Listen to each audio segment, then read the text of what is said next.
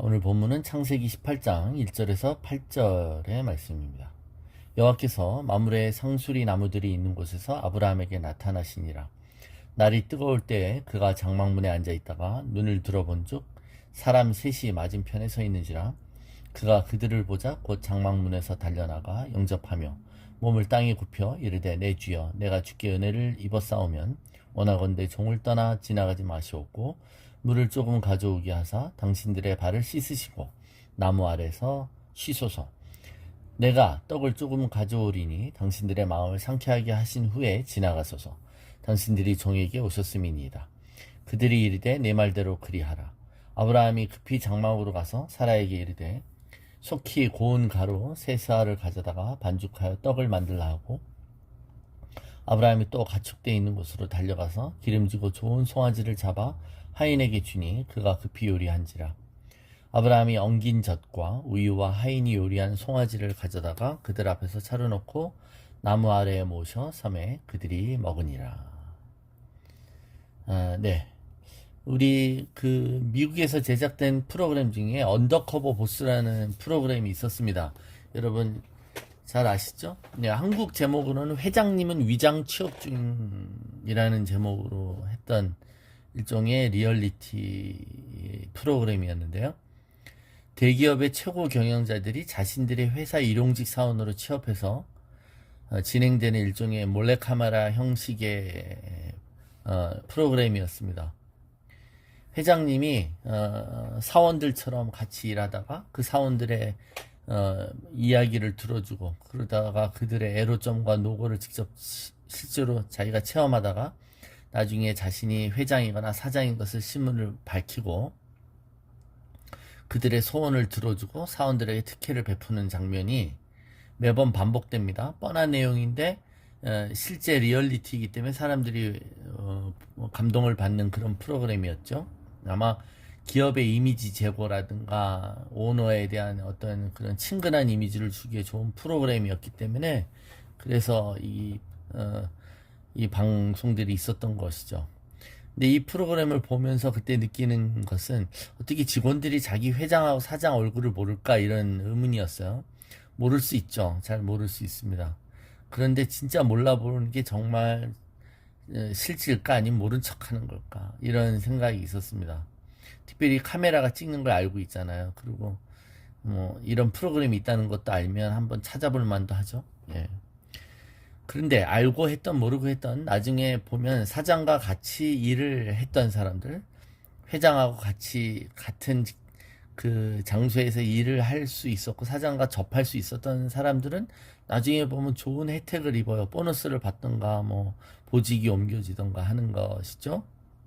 예. 일개 그 그룹이나 회사의 사장이 자신의 격에 맞지 않은 신분의 일을 잠시 동안 하는 거, 그런 모습들이 사람들에게는 좀 인기가 있었던 것 같습니다. 이런 비슷한 모티브들이 우리에게는 많이 있죠. 옛날부터 왕이 평민의 모습으로 왕자와 거지 뭐 이런 모습들입니다. 왕이 평민의 모습으로 왔는데 평민들이 왕을 알아보지 못하는 장면들입니다. 왕의 어명을 수행하는 암행어사가 평민들의 상 가운데 왔다 자신의 신분을 가리운 채 어떨 때는 행동하는 모습들, 그러다가 실제로 그 사람이 어떤 사람인지 나타났을 때 오는 그런 카타르시스와 어떤 전환, 역전, 쾌감들이 있습니다. 그죠? 예. 이런 암행 또는 숨겨진 사람들이 우리 사회에 있지 않습니까? 예. 뭐 실제로는 사장님인데 직원처럼 일을 하다가 나중에 사장님의 아들인 게 드러나거나 또는 이 실질적인 소유자가 드러나는 것들이 밝혀졌을 때 오는 그런 쾌감들이 있다는 것입니다. 그런데 이 모든 이야기들의 원조는 바로 하나님이신 것이죠. 하나님이 인간의 모습으로 직접 찾아오셔서 인간들을 방문하신 일이 있다는 겁니다. 그리고 그분이 바로 하나님이신 것이 나중에 드러날 때 나오는 그런 반전과 감동과 쾌감이 있다는 것이죠. 오늘은 아브라함을 직접 찾아오신 하나님의 방문 이야기를 우리가 묵상하는 겁니다. 하나님의 방문의 두 가지 특징을 묵상할 건데, 첫 번째는 하나님은 예고 없이 방문하신다는 거예요. 어느 집에 방문하려면 우리는 사전에 예의 있게 방문하려면 우리가 언제 찾아가도 되겠습니까? 라고 묻습니다. 자신의 방문을 알리죠. 그죠? 그러나 하나님의 방문은 불쑥 또 이런 예고 없는 방문일 때가 많습니다. 실제로 예고 없는 방문이 그래도 가능한 것은 실제로는 하나님과 인간의 방문을 받는 인간 사이의 친밀감 때문에 그렇습니다. 친한 사이에는 가능한 것이죠. 예. 아브라함은 하나님의 친구라고 그랬습니다. 그는 하나님의 벗이라 칭함을 받았다고 야고보서 2장 23절에 나와 있잖아요. 근데 자, 방문한 시간을 보면 방문한 시간은 바로 정오였습니다. 창세기 18장에 보면 날이 뜨거울 때입니다. 날이 뜨거울 때 그가 장막문에 앉았다가 사람 셋을 맞이합니다. 이 중동 팔레스타인 지역에서는 정오는 너무 더워요. 요새 우리나라가 더워서 낮에 돌아다니기가 쉽지 않지만 그것과 비교가 되지 않을 정도로 너무 덥습니다. 그래서 그 시간에는 여행하지 않습니다. 긴급한 업무가 아니면 절대 돌아다니지 않고 보통은 자는 시간이죠. 아브라함도 날이 뜨거워서 장막문에 앉아서 쉬고 있었습니다. 가장 지치고 짜증나고 피곤한 때에 하나님이 인간을 방문하셨습니다. 그런데 이 불청객일 수 있는 이 사람을 아브라함은 극진히 대접합니다. 예, 환대의 수준을 넘어서 분에 넘치는 극진한 대접을 하는 것이죠. 예. 아브라함은 이 세 명의 이 방문객들을 대접하기 위해서 달려나갑니다. 그리고 떡을 조금 먹으라고 해놓고는 소를 잡습니다. 그리고 급히 요리를 하고 옆에서 시중까지 듭니다. 여러분, 아브라함은 굉장히 부자였어요. 그리고 사병이 318명까지 있을 정도의 사람이었죠. 이 사람이 굳이 자기가 손수에 이걸 섬기지 않아도 되죠. 예. 그러나 고대 근동 유목 사회에서는 손님을 접대하는 것야말로 최고의 미덕으로 여겨졌습니다. 예. 이것은 그 시대와 그 지리적 환경 속에서 행해야 되는 문화적 명령만이 아니라 성경이 실제로 믿는 우리에게 명령하는 것이죠. 히브리서 13장 2절에 손님 대접하기를 잊지 말라. 이로써 부지 중에 천사들을 대접한 이들이 있었느니라.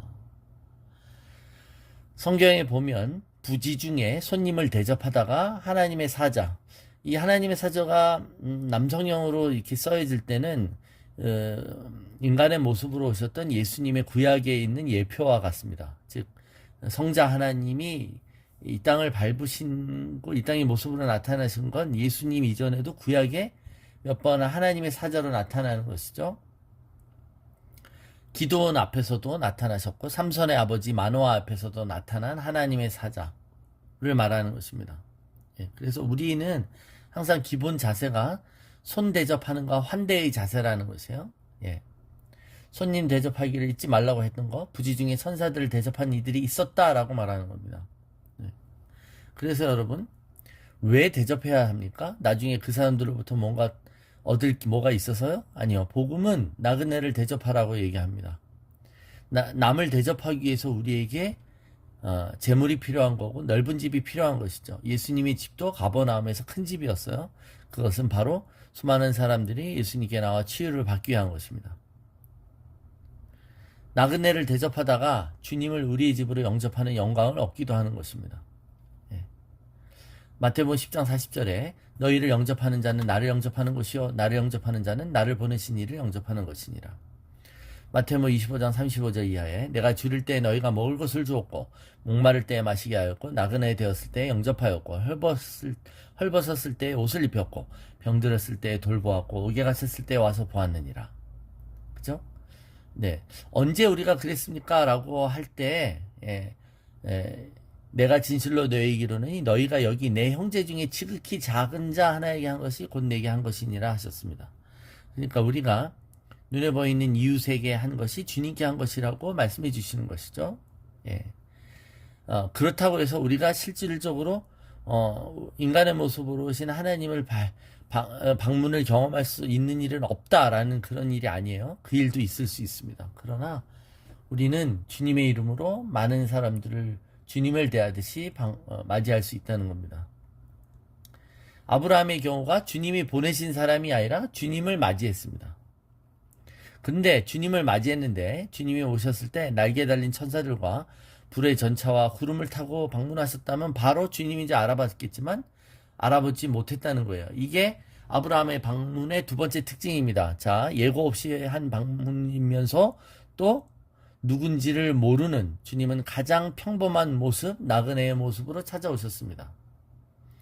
그런데 그렇게 찾아온 자들을 아브라함이 주라고 표현합니다. 이 주라는 것은 그분이 하나님임을 알아차렸다기보단 그저 높은 사람에게 두루두루 쓰는 표현이에요. 우리가 사장님 하듯이 높이는 상대방을 높이는 표현이었습니다. 하나님이 아브라함에게 나타나실 때 사람의 몸을 입고 오셨어요. 그리고 이야기도 하시고 음식도 같이 나누셨습니다. 이것은 장차 예수님이 오실 것에 대한 예표인 것이죠. 사람의 모습으로 나타날 수 있다는 것을 구약에 여러 번 보여주고 있습니다. 하나님은 인간이 드리는 번제를 받으셔야 할 뿐입니다. 죄인들이 그 앞에 서면 즉사할 수밖에 없는 거룩한 신이시죠. 그런 분이 사람의 모습으로 오신 것입니다. 이렇듯 하나님은 피조물인 사람들의 생활에 간섭하십니다. 우리와 똑같은 것을 체휼하셨고 그러므로 하나님은 자신이 하지 않은 일을 우리 보고 하라고 하지 아니하십니다. 그래서 주님이 우리를 실제로 그 평범한 모습으로 찾아오시기 때문에 우리는 그분을 알아보지 못하는 것이죠. 평범한 목수이신 그분을 그리스도이심을 못 알아보는 것처럼 말입니다. 그래서 여러분 주님이 방문하실 때 주님의 임재가 우리 가운데 찾아오시고 영광이 드러날 때 우리가 작은 그 하나님의 임재를 알아볼 수 있어야 되는 것이죠. 어떻게 보면 주님이 우리를 찾아오시고 우리를 도우셨던 그 순간들을 우리는 아직도 인지하지 못하고 있을 수 있죠. 바로 그 도움을 줬던 어디선가 나를 도와줬던 그 일들이 실제로 하나님의 천사의 개입이었다는 것을 우리는 나중에 그 실상을 알게 되는 수가 많을 것입니다. 그래서 여러분 언더커버 보스처럼 그분이 인간의 모습으로 오셨을 때 그쵸? 그분의 인도하심을 알아보고 주님이 그분의 영광과 임재로 우리를 방문하실 때 그것을 감지할 수 있는 은혜가 그것을 또 알아볼 수 있는 눈이 우리에게 있기를 원합니다. 하나님 우리를 방문하기 원하시고 또 우리를 보이지 않는 곳에서 우리를 도우시는 분이십니다. 오늘도 이 말씀 속에 하나님의 임재를 체험하고 또 오늘 혹 우리를 방문하시고 우리를 도와주시는 하나님의 손길을 깨닫고 알아보고 경험하는 저와 여러분 되시기를 축원합니다.